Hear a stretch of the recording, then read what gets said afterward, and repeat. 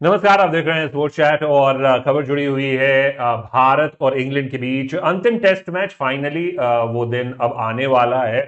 बहुत इंतजार हो गया, लेकिन इस बीच में रविचंद्रन अश्विन और जॉनी बेस्ट, ये दो ऐसे खिलाड़ी हैं जो धर्मशाला टेस्ट में अपना 100वां टेस्ट खेलेंगे। और उससे पहले 100वें टेस्ट से पहले अश्विन मुखातिब हुए मीडिया से, जहां पर उन्होंने एक दो नहीं बल्कि 10 से 11 सवालों के जवाब दिए, जिसमें उन्होंने काफी अच्छे जवाब भी दिए हैं। जिसमें कुछ सवाल ये बता रहे हैं कि उनके टॉप 3 टेस्ट क्रिकेट के बल्लेबाज कौन है, कौन से खिलाड़ी बेस्ट स्पिन खेलने के वाले खिलाड़ी हैं इंडिया के अंदर। और मैं आपको बता दूं कि उसमें विराट कोहली और रोहित शर्मा का नाम नहीं है। इनफैक्ट अगर आप पीछे जाएं तो बहुत से बड़े बड़े दिग्गजों का नाम नहीं है उस सूची में जो अश्विन ने बताया है, क्योंकि वो नाम सुनकर मैं 100% गारंटी दे सकता हूं कि आप चौंक जाएंगे। लेकिन इस बीच में उन्होंने कुछ ऐसी बातें भी कही हैं जो आपको थोड़ी सी लगेंगी।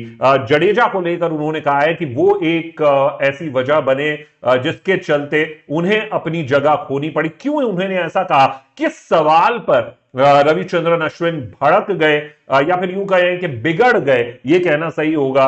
रिपोर्टर का कौन सा सवाल था, उनको T20 क्रिकेटर इस तरीके से कि उससे उन्हें पहचान मिली, इस पर थोड़ा सा वो खफा हुए हैं। लेकिन क्या सवाल था, क्या जवाब था, वो हम आपको दिखाएंगे। और साथ ही साथ में रविचंद्रन अश्विन ये कहते हैं कि मेरे पिता को, जिस दिन मैं अच्छा नहीं खेलता हूं ना, मेरे पिता को, या मैं 5 विकेट नहीं लेता हूं या मैं 4 विकेट नहीं लेता हूं, उस दिन मेरे पिता दिन में 40 फोन कॉल्स उठाते हैं। 40 फोन कॉल्स का वो जवाब देते हैं। लोगों के ऐसे ऐसे सवालों के जवाब उन्हें देने पड़ते हैं। और ऐसे बहुत से उन्होंने जर्नी के बारे में बताया कि कैसे ये 100 टेस्ट की जर्नी रही है। लेकिन हम बहुत ज्यादा समय आपका व्यर्थ नहीं करेंगे और सीधा आपको रविचंद्रन अश्विन की जो ये प्रेस कॉन्फ्रेंस है उसका हम रुख कर लेते हैं और आपको दिखाते हैं कि आखिर रविचंद्रन अश्विन ने क्या कुछ कहा है। पहला सवाल जो उनसे पूछा गया वो ये पूछा गया कि क्या ये टेस्ट मैच आपके लिए डिफरेंट है, अलग होगा, और ये जो टेस्ट मैच है इसको आप किस तरीके से देखते हैं अपने 100वें टेस्ट मैच को। तो इस पर रविचंद्रन अश्विन ने क्या जवाब दिया है वो अब हम आपको सुनाने जा रहे हैं। सुनिए जवाब रविचंद्रन अश्विन का। Yeah, I think it's a pretty big occasion by the sounds of it and the looks of it. But yeah, it doesn't change anything from playing a test match. You need to prepare the same way. 3-1 scoreline is on the board, and despite the scoreline, you want to win every test match that you play. Different challenges will be posed in these games. In this game, I think the weather is going to be slightly different to where we played so far. So yeah, all that factored in. Just have to look at what's on hand and go about doing your business. तो ये पहला सवाल था। दूसरा सवाल जो रविचंद्रन अश्विन से पूछा गया, वो पूछा गया कि हम तमिलनाडु की बात करते हैं, वहां से अभी तक करीब करीब 20 ऑड क्रिकेटर्स आए हैं जिन्होंने अंतर्राष्ट्रीय क्रिकेट में शिरकत की है, टेस्ट क्रिकेट में शिरकत की है, लेकिन कोई भी इस माइलस्टोन को अचीव नहीं कर पाया है। और आप वो ऐसे पहले खिलाड़ी बनने जा रहे हैं जो 100 टेस्ट मैचेस खेलेंगे और उसको खेलने जा रहे हैं। तो इसको सोचकर आपको क्या लगता है, how special do you feel, कितना आपको स्पेशल महसूस होता है। इस पर रविचंद्रन अश्विन ने क्या कहा है, उनका जवाब सुनिए। All the motivational factors of what it means to me, my friends, my family, everybody, all those that have been associated with me over the years. More than the destination, I think the journey has been very special. So, firstly, I'd like to recognize that. And secondly, I think it's, in a way, I wouldn't say it's motivation for a lot of cricketers that come from the state, but I think it's an experience that I'd like to share with many more that come from my part of the country. I think there is a lot of talent out there. There has been a lot of talent. Make no mistake about the ability that those people had in the past or those that will have in the future.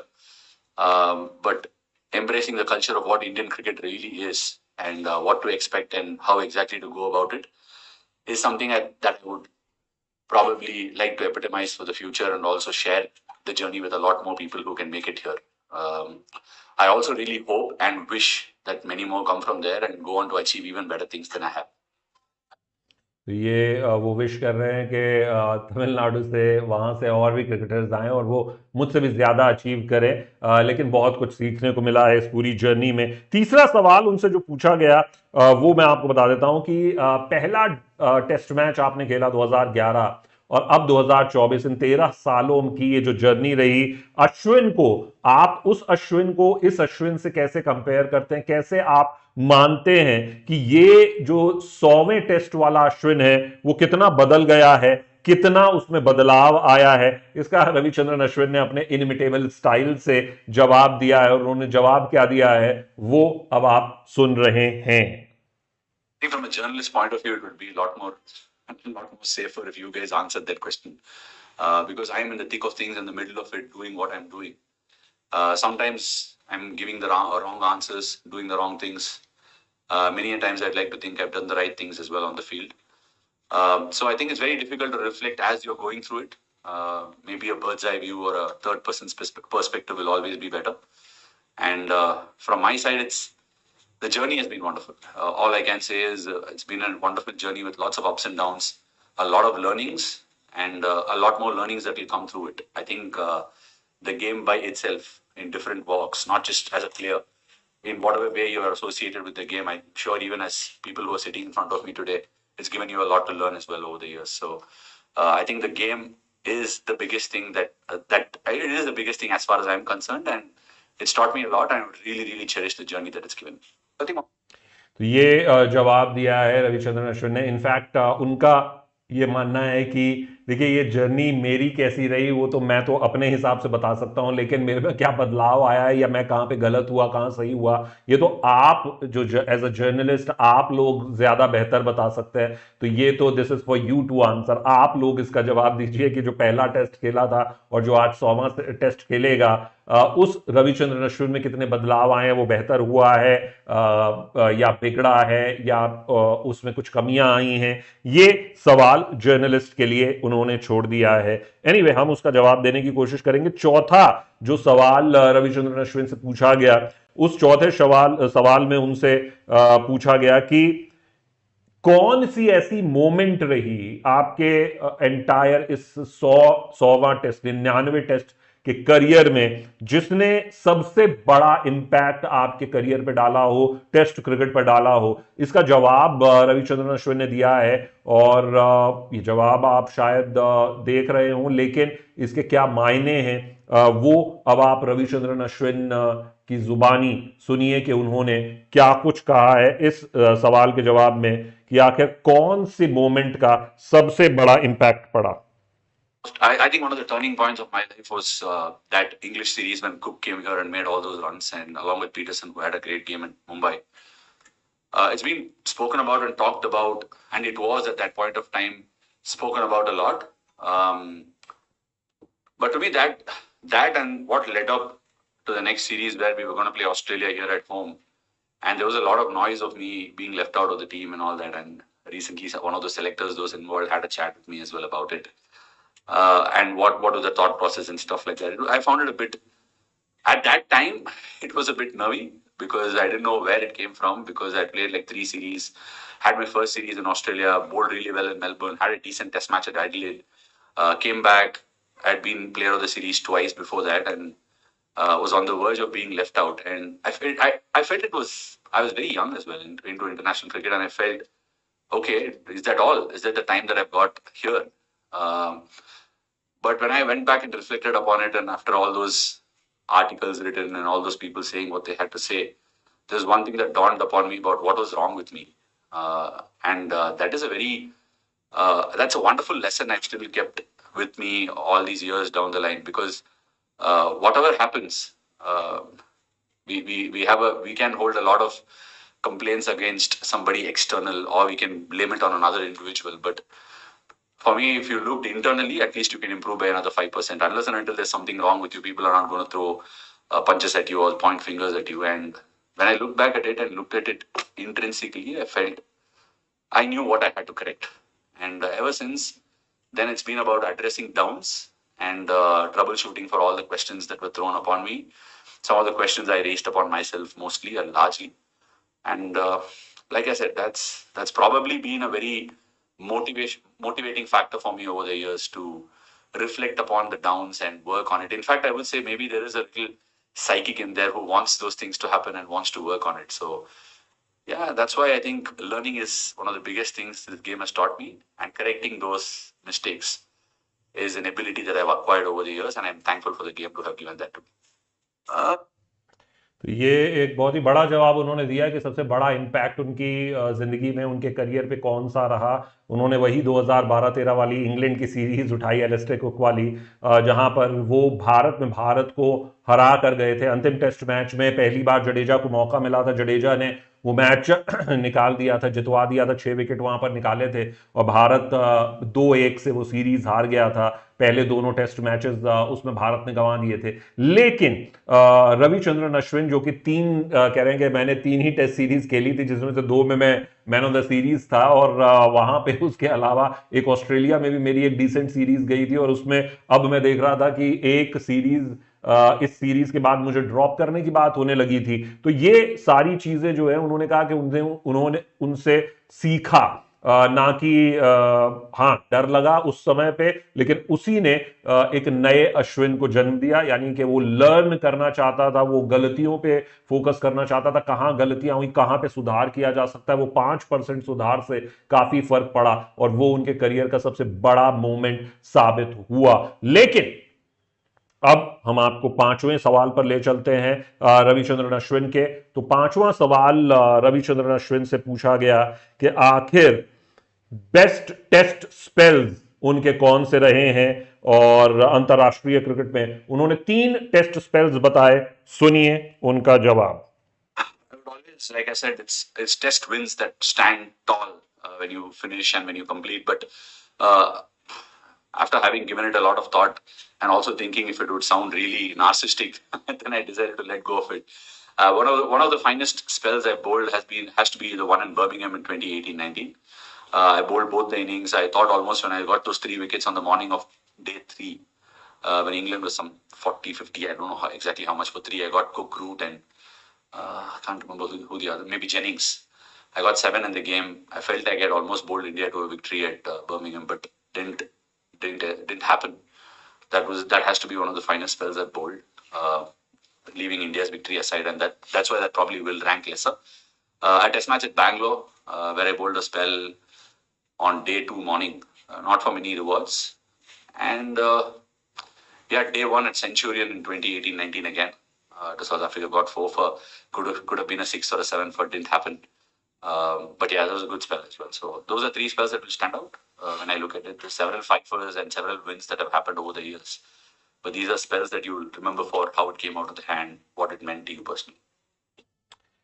तो 3 best spells का जिक्र किया है रविचंद्रन अश्विन ने, और वो 3 best spell रहे हैं। एक बर्मिंघम में जहां पर उन्होंने 7 विकेटें ली थी, मैच वो नहीं जितवा पाए भारत को, हालांकि उन्हें लगा कि वो मैच जितवा दिया है उन्होंने। दूसरा स्पेल उन्होंने बैंगलोर में कहा, वहां पर उन्होंने विकेटें चटकाई, और तीसरा उन्होंने सेंचुरियन में 2018 में 4 विकेट्स पहले दूसरे दिन में चटकाई थी। तो उनको उन्होंने बेस्ट स्पेल्स बताए हैं। हालांकि उन्होंने कहा कि बहुत से 5 विकेट हॉल्स है, 35 5 विकेट हॉल्स है, रिकॉर्ड की बराबरी उन्होंने कर ली है। Man of the series awards है बहुत सारे। तो ये सारे रिकॉर्ड्स हैं रविचंद्रन अश्विन के, और उन्होंने अपने 3 बेस्ट स्पेल बताए हैं, और अब आपको भी पता है। लेकिन सवाल नंबर 6 की तरफ आ जाते हैं। सवाल नंबर 6 उनसे पूछा गया कि क्या आप धर्मशाला में पहले खेले हैं इससे पहले, और इन कंडीशंस को देखने के बाद आप इसके बारे में क्या कहेंगे, कैसे आप इन कंडीशंस को आंकते हैं। इस पर जो रविचंद्रन अश्विन ने जवाब दिया है वो अब हम आपको सुनाने जा रहे हैं। सुनिए ध्यान से। Here for 2 months, played under 19 cricket.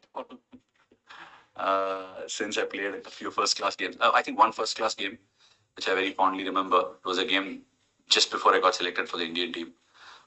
Got a fine innings with the bat, both innings 1 and 2. Then played a game or 2 here for CSK, but I know it's pretty cold here. It will take a bit of time for your fingers to just adjust and stuff like that. But I think this is a little more colder than what it is usually here in March. So yeah, we'll have to wait and watch. We haven't got a lot of practice here. We don't know how it's going to be, and that's the beauty of it. There's a lot of unknowns. sometimes when you're traveling within India also, it looks like an away game for you on occasions. तो ये रविचंद्रन अश्विन कह रहे हैं कि कई बार ऐसा होता है कि जब आप इंडिया में भी ट्रैवल कर रहे हैं तो ऐसा लगता है कि आप एक अवे गेम में खेलने जा रहे हैं, और ऐसा ही लग रहा है क्योंकि मार्च में धर्मशाला में इस तरीके की कंडीशंस होती नहीं, इतनी ठंडी नहीं पड़ती है। लेकिन देखना होगा मैच में किस तरीके का हालात होते हैं। उन्होंने कहा कि हाँ, खेला था मैंने, अपने डेब्यू से पहले खेला था धर्मशाला में, फर्स्ट क्लास मैचेस मैंने खेले हैं, ठीक डेब्यू से ठीक पहले मैंने यहाँ पर मैच खेला था, वहां पर मैंने पहली और दूसरी पारी में काफी रन्स बनाए थे बल्ले से, वो मेरा काफी अच्छा मैच रहा था। सीएसके के लिए फिर मैं पिक हुआ, वहां पर मैंने एक आधा मैच खेला है यहाँ पर। लेकिन हाँ, अमूमन यहाँ की जो कंडीशन होती है वो ऐसा आपको लग सकता है कि ये आप एक अवे मैच खेल रहे हैं, होम ग्राउंड पे नहीं खेल रहे हैं। ऐसा लगेगा आपको कि आप इंग्लैंड या न्यूजीलैंड में मुकाबला खेल रहे हैं। तो ये एक बड़ा स्टेटमेंट है रविचंद्रन अश्विन की तरफ से। जितना मुझे पता है स्लो टर्नर होने की गुंजाइश है, और भारत जो है वो यहां पर हो सकता है कि दो ही पेसर्स के साथ उतरे, क्योंकि कुलदीप यादव को ड्रॉप करना बेहद मुश्किल होगा। लेकिन हम उसके बारे में भी बताएंगे, लेकिन इससे पहले सातवां सवाल उसका रुख कर लेते हैं, और यह सवाल बेहद जरूरी है कि ओवरसीज के मैचेस में जब विदेश की बात आई तो विदेश से ही जुड़ा हुआ सवाल है कि विदेशों में आपको जब ड्रॉप किया जाता था ओवरसीज टेस्ट में, तो क्या आप उन पे रिफ्लेक्ट करना चाहेंगे कि किस तरीके का आपको महसूस होता था? क्योंकि भाई आप टीम के नंबर 1 स्पिनर हैं, या आप इस तरीके का आपका प्रदर्शन है, आप वर्ल्ड क्रिकेट में बेस्ट ऑफ स्पिनर माने जाते हैं, और वहां पर आपको इस तरीके से ड्रॉप अगर कर दिया जाता है तो फिर आप किस तरीके से उसको रिफ्लेक्ट बैक करते हैं, किस तरीके से अब आप उन्हें देखते हैं जब आपको ड्रॉप किया गया ओवरसीज कंडीशंस में? तो इसका जवाब दिया है उन्होंने, रविचंद्रन अश्विन ने। इसको ध्यान से सुनिए। I mean, the only way you'd find an answer for that is if you had to construct, reduce a time machine, me playing, and then whether the result would have been different. Look, it's always disappointing to leave to not play a particular game for your country, and when you know you're bowling well and all that. But again, I would definitely make peace of it, saying, okay, the team definitely took the decision in the best interest of the team. I don't think any captain or any coach really wants to leave out a player that they believe can be of use in that particular game. From their perspective, they would have thought they would have made the best decision at that point of time. So even though you're disappointed, you will have to come around the fact that it is a team game, and sometimes maybe someone else playing that game. Look, not a lot of teams around the world have what India has, and the person who's taking my place is JADEJA, and he's been batting pretty well. As you see his averages with the bat, I think that's where he's outscored me in those games, and the team believes that he's been batting really well, and bowling might not be such a big factor because of the pitches that we might play in England and sometimes in South Africa. So, yeah, I mean, I would say make peace with that, yeah. तो रविचंद्रन अश्विन का ये जवाब बड़ा मज़ेदार है वैसे। जब पूछा गया कि बाहर की पिचेस पे आपको मौका नहीं मिलता, लास्ट मोमेंट पे ड्रॉप कर दिया जाता है, तो उन्होंने कहा देखिए, एक तो ये है कि आपको उससे टीम जो फैसला लेती है वो बेस्ट इंटरेस्ट ऑफ टीम लेती है, तो आपको उसके साथ जीना है। आप उसके बारे में चाहे जो भी सोचे, कोई भी कप्तान और जो मैनेजमेंट है वो अपनी टीम को के बेस्ट खिलाड़ी को ऐसा नहीं होगा कि नहीं खिलाना चाहेगी। तो जो भी बेस्ट इंटरेस्ट ऑफ टीम होता है उसको जो मैनेजमेंट है वो कॉल लेती है, और अगर मैं उसमें फिट नहीं बैठता तो फिर नहीं बैठता। और आपको ये देखना होगा कि मेरी जगह किसने ली है। मेरी जगह ली है रविंद्र जडेजा ने। अब रविंद्र जडेजा ने वो जगह इसलिए ली है क्योंकि टीम का मानना है कि वो बल्लेबाजी बहुत अच्छी करते हैं। तो बल्लेबाजी में अगर आप उनके पिछले कुछ वर्षों के रिकॉर्ड देखेंगे तो वो बेहद शानदार भी रहे हैं। और अगर रविंद्र जडेजा मेरी जगह ले रहे हैं तो फिर आपको मानना पड़ेगा, क्योंकि देखिए गेंदबाजी जो है उन पिचेस पे बहुत ज्यादा मायने नहीं रखती, क्योंकि वो पिचेस जो है वो बहुत ज्यादा कंड्यूसिव होती नहीं है, मददगार होती नहीं है। तो ऐसे में अगर रविंद्र जडेजा को बल्लेबाजी के वजह से मुझसे ऊपर मौका दिया जाता है तो I have to make peace with it, मतलब मुझे उसे अपनाना होगा, क्योंकि गेंदबाजी जो है वो बहुत बड़ा फैक्टर रह नहीं जाता। तो ये जवाब दिया है रविचंद्रन अश्विन ने। लेकिन अब बढ़ते हैं हम 8वें जवाब की ओर, और सारे जो हमने शुरुआत में बताए थे अब वो सारे जवाब आ रहे हैं। 8वां जो सवाल है वो है कि शुरुआत में आप बल्लेबाज बनना चाहते थे और फिर बल्लेबाज से आप बन गए इंडिया के one of the greatest, one of the biggest match winners of all time with ball, यानी कि गेंद से आप सबसे बड़े मैच विनर बन जाते हैं। जो लड़का बनने आया था एक बल्लेबाज, तो इसको आप किस तरीके से देखते हैं और क्या आज आप वो बार्गेन करेंगे, आप वापस से बल्लेबाज बनना चाहेंगे इसको छोड़कर? कितना सेटिस्फाइंग है ये आपके लिए? तो इसका जो जवाब दिया है रविचंद्रन अश्विन ने, वो अब मैं आपको सुनाने जा रहा हूं, सुनिए। Really, because yeah, I mean, I probably worked a little bit more harder on my batting, maybe a few thousand runs more, and maybe a better. I put in efforts. I wouldn't shirk away the thing and say I haven't put in the efforts and things haven't worked for me or anything like that. I've consistently put the efforts with the bat from someone who couldn't clear the 30-yard circle when I started playing T20 cricket in 2008 or 7. I've come a long way. I mean, I've won games with the bat, hit sixes at the vital stages of the game. So I've consistently. That's one thing that will probably make me very proud. Not the numbers of number of wickets, number of runs, number of games. It's the fact that I've always remained very uncomfortable. Staying extremely uncomfortable is a very, very important trait to have if you're an international cricket. More so if you're an Indian international cricketer. तो ये रविचंद्रन अश्विन का कहना है कि देखिए, आपको uncomfortable थोड़ा सा रहना होगा जब आप इंडियन क्रिकेटर हैं, खास तौर पर ताकि आप बेहतर हमेशा करते रहें। और देखिए, ये बहुत सारी चीज़ें ये जो हैं वो मायने नहीं रखती हैं। हाँ, मैं फिर बल्लेबाजी पे ज़्यादा काम करता और मैं अपने बल्लेबाजी से फिर और ज़्यादा स्कोर्स बनाता, और मैं ऐसा नहीं कहूँगा कि मैंने मेहनत नहीं की है, मैंने काफ़ी मेहनत की है। ये जवाब रविचंद्रन अश्विन ने दिया है। 9वां सवाल उनसे पूछा गया, और ये वो सवाल है जहां पर रविचंद्रन अश्विन भड़क गए, बिगड़ गए कहना सही होगा, बिगड़ गए। और सवाल क्या है, ये सवाल अब आप ध्यान से सुन लीजिए। इस सवाल पर रविचंद्रन अश्विन ने रिपोर्टर को थोड़ा करेक्ट कर दिया, थोड़े अपने विचार जाहिर कर दिए। क्यों बिगड़ गए अश्विन, ये सुनिए सवाल। रिपोर्टर ने सवाल पूछा, अश्विन, आप T20 फॉर्मेट से आपको पिक किया गया, आप नजरों में आए T20 फॉर्मेट की वजह से, और फिर आपने सारे फॉर्मेट्स खेले, और आज की तारीख में बहुत सी बातें हो रही हैं इन फॉर्मेट्स को लेकर, शिफ्टिंग ऑफ फॉर्मेट्स को लेकर। बहुत से खिलाड़ी बड़ा फॉर्मेट नहीं खेलना चाहते हैं, तो इसके बारे में आपकी क्या राय है? जो आज ये माहौल बना हुआ है, क्योंकि आप भी T20 क्रिकेट से नजरों में आए और वहां से फिर आपको पिक किया गया। अब इस सवाल के जवाब में अश्विन जो भड़के हैं, जो उन्होंने क्लास लगाई है रिपोर्टर साहब की, वो मैं आपको सुनाना चाहता हूं। ध्यान से सुनिए, क्यों बिगड़ गए अश्विन और क्या जवाब दिया इस सवाल के जवाब में अश्विन ने। ये आप सुन रहे हैं अश्विन की आवाज में उनका जवाब। Treading a very careful line of not making this a punch, but it's more of a lack of understanding when you say that I came through the T20 format, because I had a good 30-40 match first class stint before I made it to the Indian team. The same year I made my test debut, I got a fifer in the rest of India game for the rest of India side in the Irani Trophy. I had played 3-4 seasons of club cricket in Chennai. You might say, what are the standard differences there?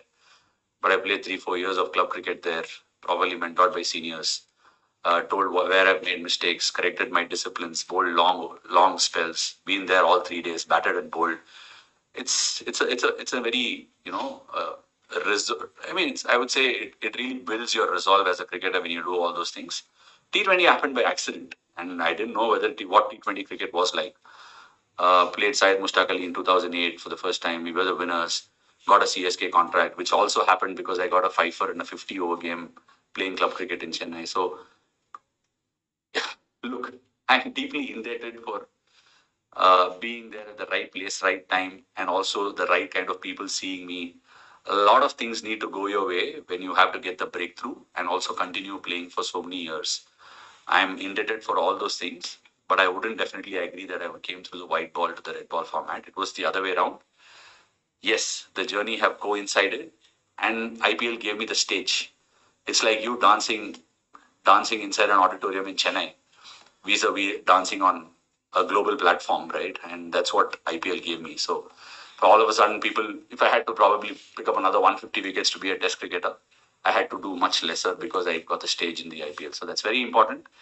it's extremely important to respect the roots of your game, and the game will give you enough dividends if you do so.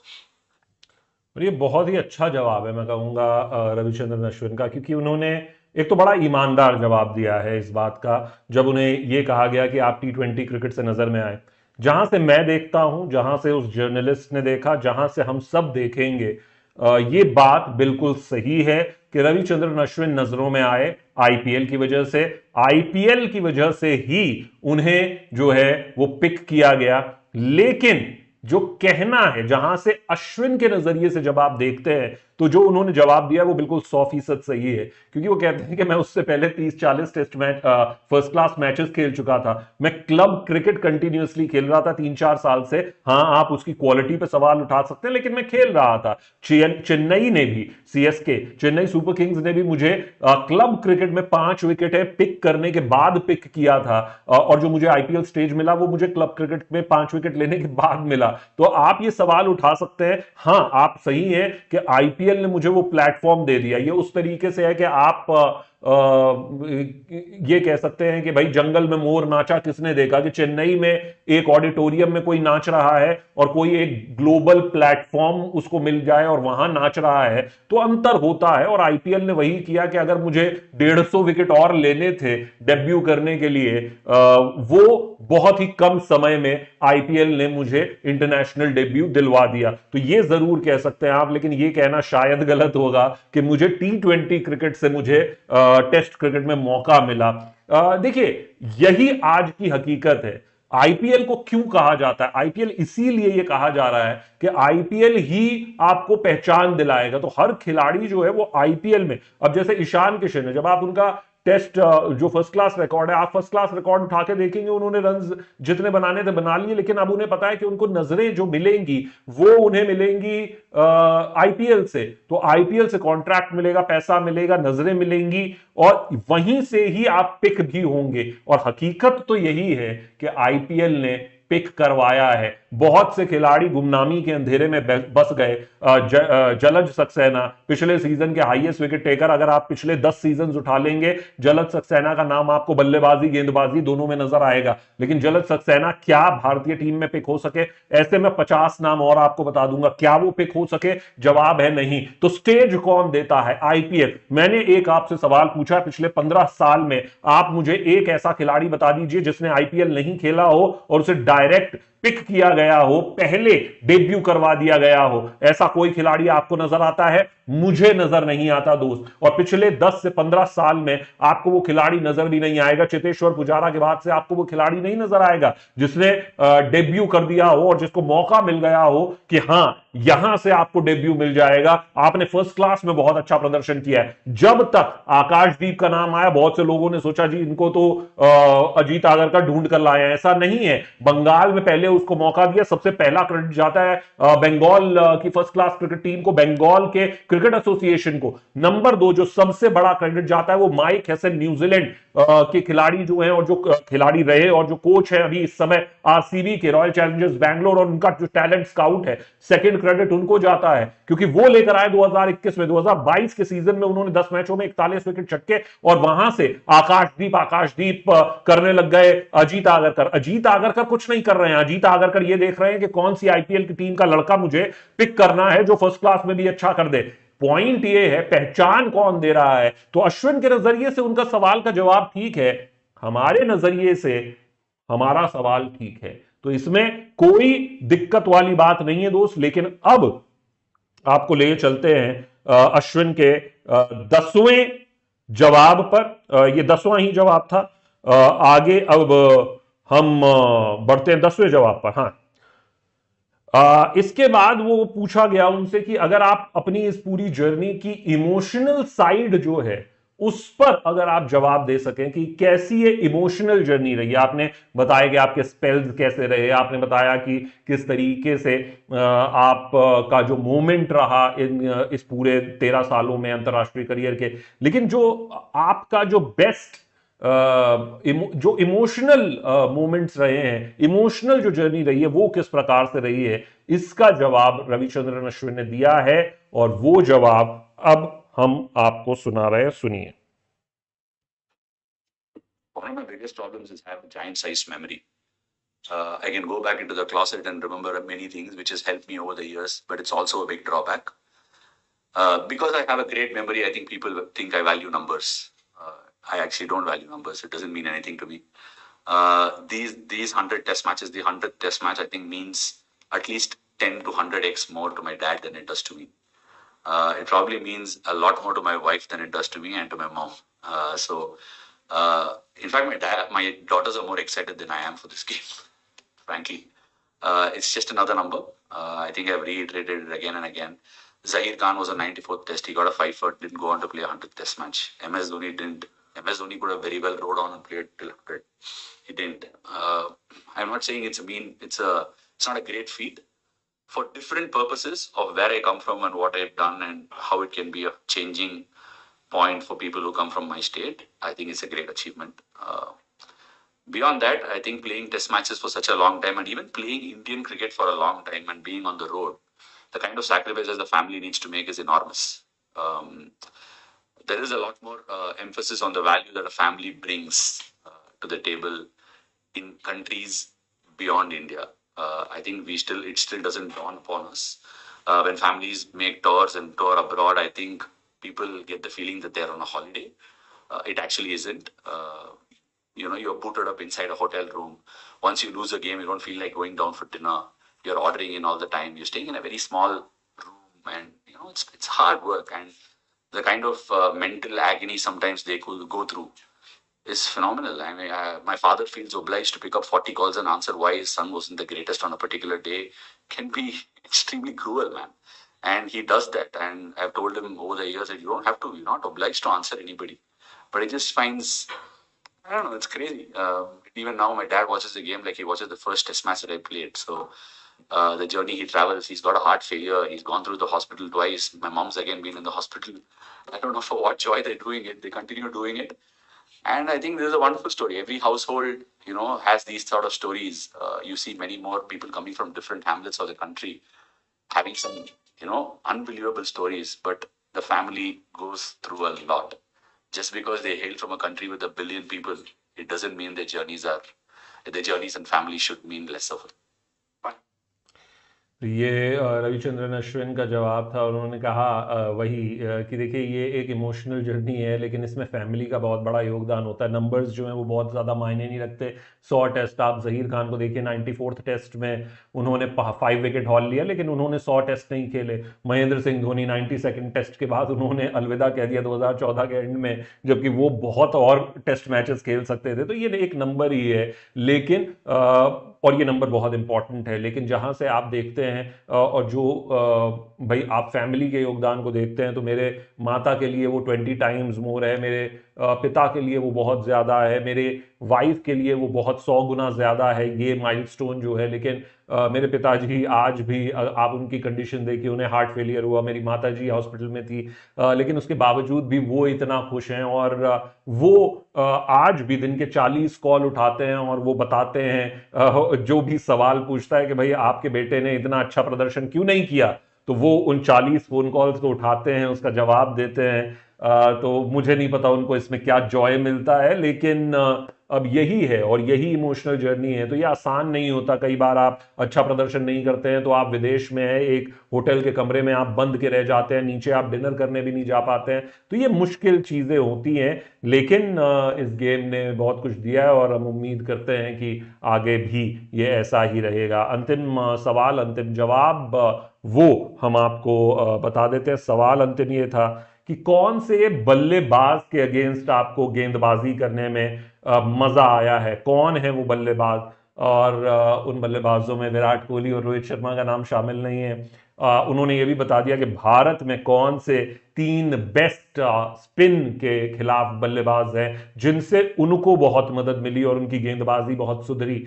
ये जवाब आप जरूर सुनिए। मैं उम्मीद करता हूं आपने सुन भी लिया होगा, लेकिन ये जवाब आपके लिए बेहद जरूरी है कि अश्विन को कौन से बल्लेबाज बेस्ट लगते हैं इस वक्त वर्ल्ड क्रिकेट में। ये जवाब Steven Smith, Williamson, Joe Root. I think they're fine. Some of the finest batters going around in the world right now. But when I played first class cricket, before I played first class cricket, I've had the joy, and even in first class cricket, the absolute privilege to bowl to some of the gun batters of spin that I have ever encountered. I would just name a few. I've had the privilege of bowling to him in the nets. Haven't really encountered much of him in the game. Badrinath, I felt he was one of the finest batters of spin. Then Mithun Manas from Delhi, one of the finest players of spin. Rajat Bhatia again from Delhi. These are some of the, I still feel, some of the greatest batters against spin that I would have I would have completely not wanted to encounter in international cricket. They were some of the most wonderful batters of spin, and they were my finishing school before I started playing international cricket. So I would like to take my hat out because they gave me some valuable lessons over the years.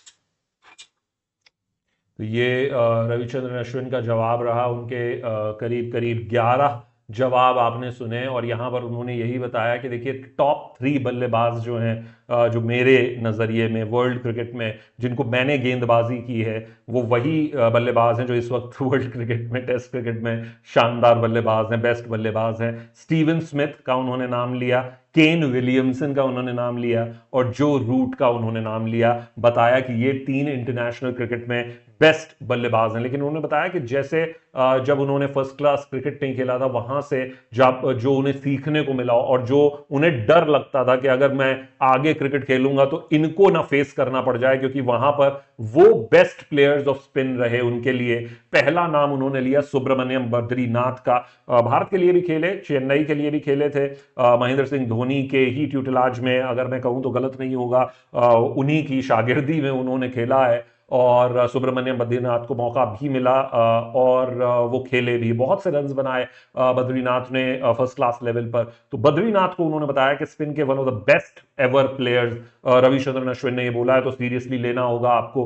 दूसरा नाम उन्होंने लिया दिल्ली के ही मिथुन मन्हास का। मिथुन मन्हास जो है वो उन्होंने अंबार लगाए हुए थे एक समय रन्स के, हालांकि वो अंतर्राष्ट्रीय क्रिकेट में या आईपीएल में बहुत अच्छा नहीं कर सके तो इस वजह से उन्हें अंतर्राष्ट्रीय क्रिकेट में मौका नहीं मिला। लेकिन मिथुन मन्हास ने दिल्ली के लिए बहुत one of the most feared batters अगर मैं कहूं तो उस समय रणजी सीन में डोमेस्टिक सर्किट में उन्हें माना जाता था और बहुत हर सीजन रन्स का अंबार लगाते थे। उनको उन्होंने बताया रविचंद्रन अश्विन ने कि वो बेस्ट प्लेयर ऑफ स्पिन रहे। और तीसरा उन्होंने नाम लिया रजत भाटिया, अगेन दिल्ली, और ऑलराउंडर थे, लेकिन उन्होंने बताया कि वो बहुत ही अच्छे प्लेयर थे स्पिन गेंदबाजी के और उन्हें यही डर लगता था कि ये कहीं इंटरनेशनल क्रिकेट में ऐसे खिलाड़ियों को उन्हें गेंदबाजी ना करनी पड़ जाए।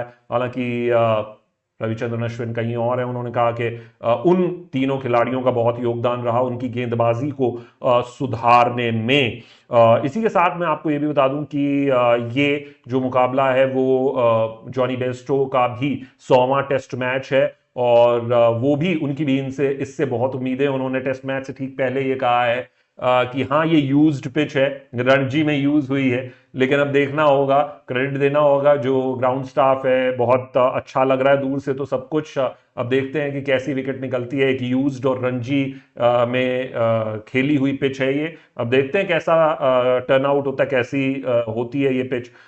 फिलहाल वहीं अगर आप रविचंद्रन अश्विन के स्टैट्स को देखेंगे तो 35 5 विकेट हॉल्स, 5 हंड्रेड्स और रन्स भी उनके 3000 से ऊपर हैं, विकेट्स जो हैं वो 500 से ऊपर हैं। ये उनका रिकॉर्ड रहा है मेरे दोस्त और इस वजह से मुझे लगता है कि ये एक बहुत बड़ा इवेंट एक तरीके से होने जा रहा है। जॉनी बेस्टो ने भी कहा है कि 100वें टेस्ट कैप के लिए मेरी माता जी जो हैं उनसे मुझे हिम्मत मिली, यहाँ तक मैं पहुंचा और 3 जॉब्स उन्होंने की, 2 बच्चे उन्होंने पाले और उस समय वो अंडर 10 थे। उनको 2 बार कैंसर हुआ और ये बहुत ही स्ट्रांग वुमेन है जिन्होंने वहां से यहां तक का सफर तय किया, अपने बच्चों को यहां तक पहुंचाया। वाकई में सैल्यूट बनता है दोस्त, और जहां से भी इंस्पिरेशन मिले लेनी चाहिए, मेरा यही मानना है। मैं उम्मीद करता हूं कि आपको ये वीडियो पसंद आया होगा और अगर आया है मेरे दोस्त तो ज़रूर इसको शेयर, सब्सक्राइब, लाइक ज़रूर करें और अपनी राय हमें कमेंट सेक्शन में दें। आप देख रहे हैं स्पोर्ट्स चैट। शुक्रिया, गुड नाइट, बाय बाय।